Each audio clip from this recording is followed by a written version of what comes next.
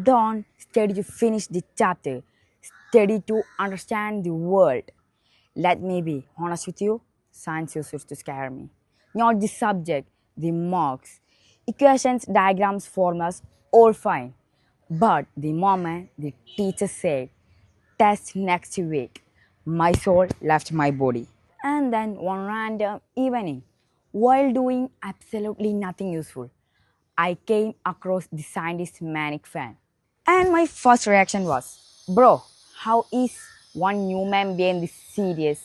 This man could look at a shadow and mentally start a full investigation. He treated sunlight like some history movie. He questioned things we don't even see properly. And somehow that questioning changed science. Hey, but here's what hit me the most. He was born a genius. He was born a curious.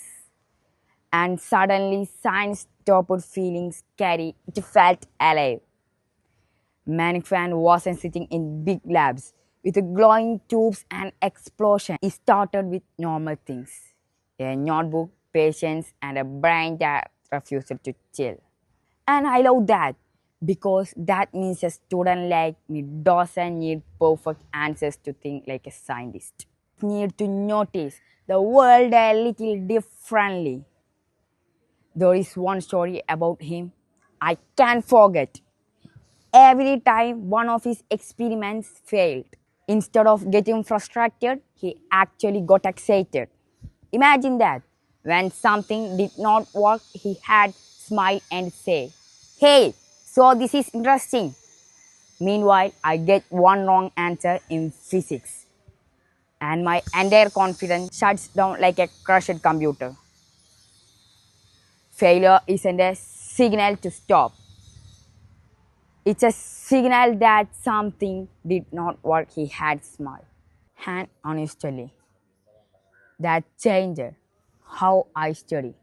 I stopped treating mistakes like disasters and started treating them like clues. But the real reason he became my role model is not because he was a scientist or brilliance.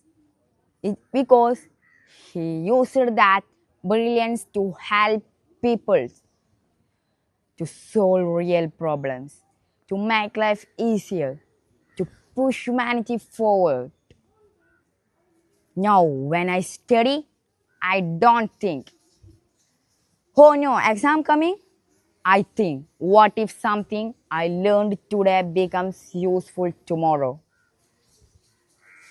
And that becomes of him.